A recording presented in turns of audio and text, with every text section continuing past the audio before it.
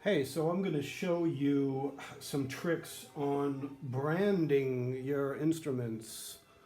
If you're not using an electric brand, then this might be helpful. Because the problem is, um, electric brands are expensive. Actually, and it costs like 300 or 400 euros. So I had this one specially made. Um, And there's this really great guy in Florence, Italy, who makes these handmade brands, and he's great because he doesn't have a website. He doesn't have an email even. You can only order these from him in Florence, Italy. Uh, at least this was the case 15 years ago. You can only order from him by sending a letter, like a physical letter. And I was like, this guy is so cool. I was like, in my terrible Italian, I'm like, so you don't have a website? No, no, no, website, no. Anyway,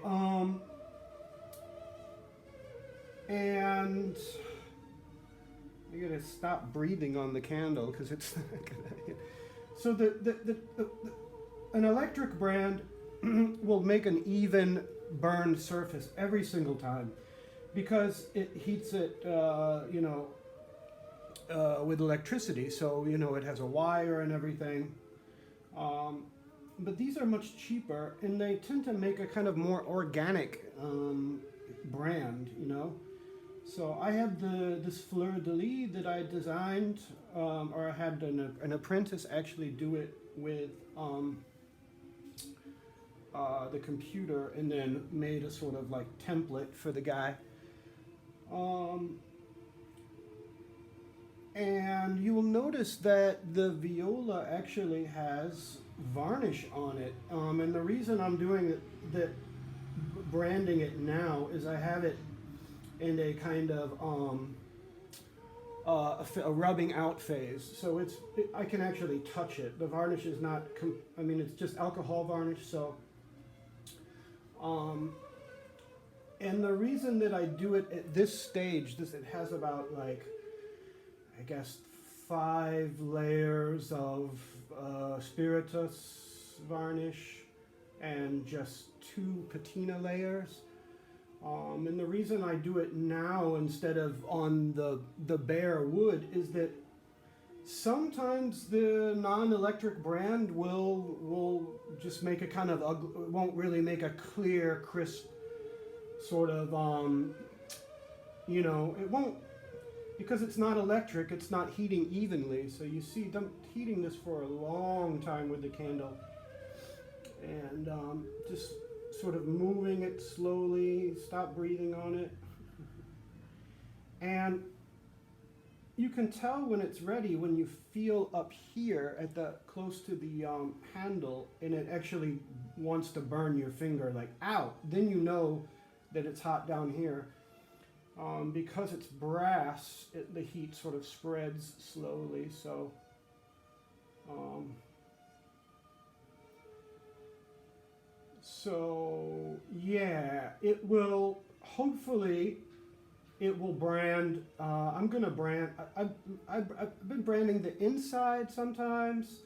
In the past, I've branded it here near the heel, and but lately I've been branding it on the bottom of the ribs, and the advantage to this is that it gives your instruments a kind of like signature, it makes them a little more unique, And it also makes, let's say, if 100 years from now, if someone say, oh, I want to forge a Nate Tabor viola, it makes it a little bit harder for the forger to, you know, to copy your work, because if every instrument is branded, now the forger could make his own brand and be like, okay, I'm going to churn out some Nate Tabors, but the thing with these brands, the non-electric ones, is that they tend to make they're very unique, so, I like it. I like this kind of old school method.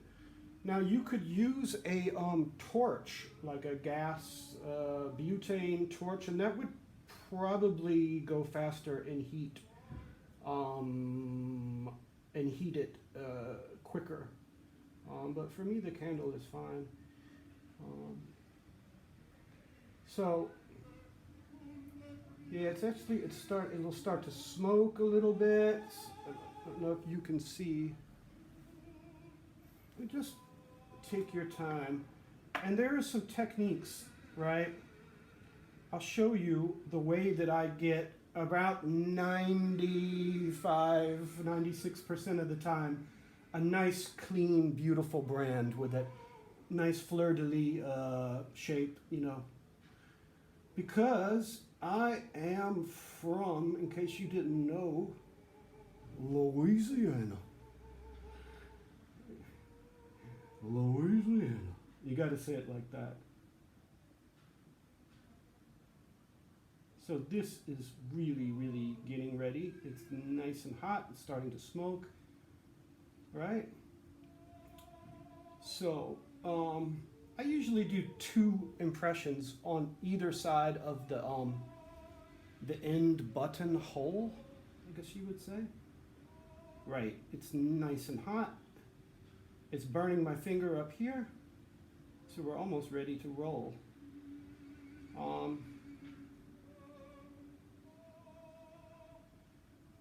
So what I do is it will cool. The thing is, it cools really fast. So I mean, this is it's December here in Galicia, and so. Here's my trick. I'll get some alcohol ready, and you would think, wow, you're gonna put a hot brand into alcohol? Boom, you know, but it'll be fine, trust me. Unless, this would be a cool video, right? Hey, you wanna see a violin maker have flammable alcohol explode in his face? Click here. Okay, this has got to be ready. So right before I do it, I make sure, you know, move it around and get the whole surface covered. Like the larger the brand itself, like the harder it is to heat evenly. But I think this is rocking and rolling. So let's just do it. First, figure out which side is up and which is down. You don't want to do it upside down. And then it's a very satisfying feeling. Then I just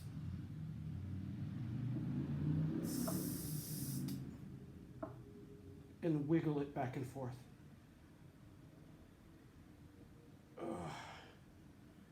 So now, you hear that? Boom! I'm just kidding. Now I heat it again.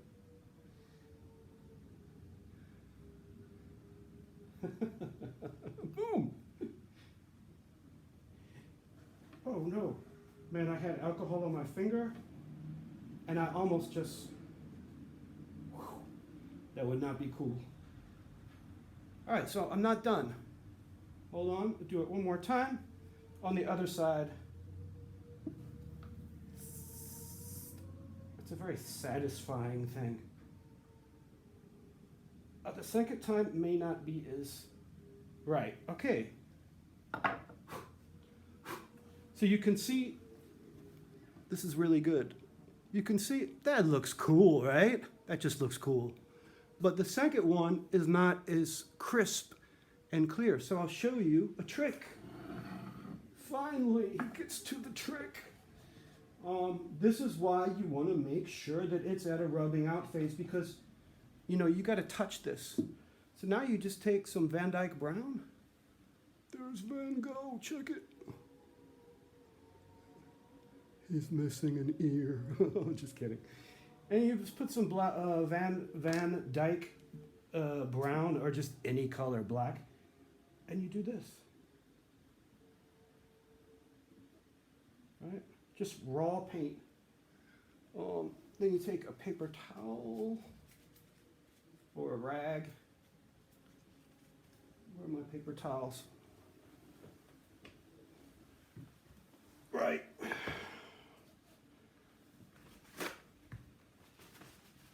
And it's at a rubbing out phase anyway, so don't, right? It's like, wow, that looks like crap. It's too dark, right? But no, now they're both kind of even, you know? So now, the next trick, I'm just full of tricks, is you take some Super Nico. Where's my Super Nico? Where is it?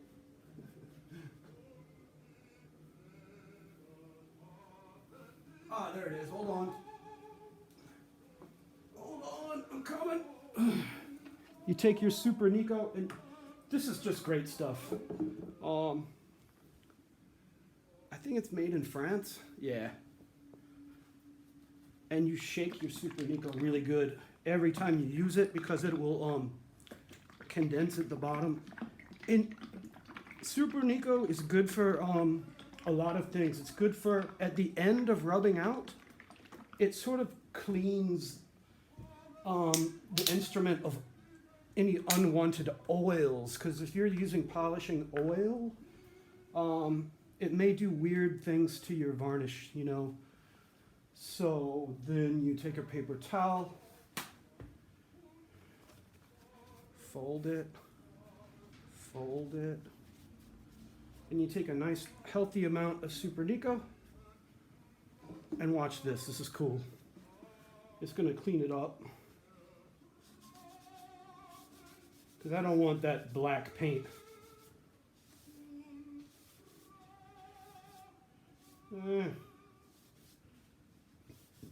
Yeah, so the second one, it wasn't as hot, so it's not as, but it looks pretty cool, right? So then no one can forge your instruments, and you will get a clean brand every time. There's got to be a pun in here somewhere about brand, like rolling, rolling, rolling, you know, keep that doggy rolling, rawhide, or like, you know, name brand. So that's it. That's how I brand them, you know, and especially if you're branding on the ribs,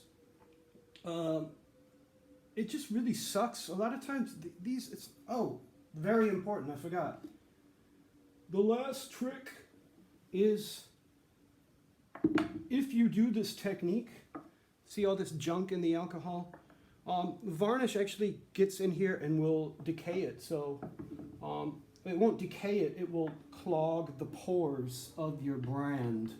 So what you do is you put it like this in alcohol, right? Boom!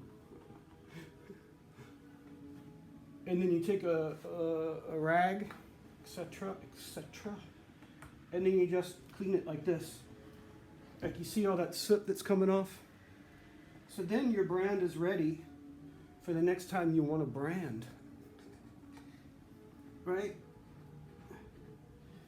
When it gets super, so now it's clean, right? When it gets super clogged, you can use a very non-aggressive wire brush. But, so that looks cool. And, you know, if the instrument is flat enough, I might actually do it here and here. It just looks cool, you know, to have two fleur-de-lis. Yeah, it's personal. So that's it.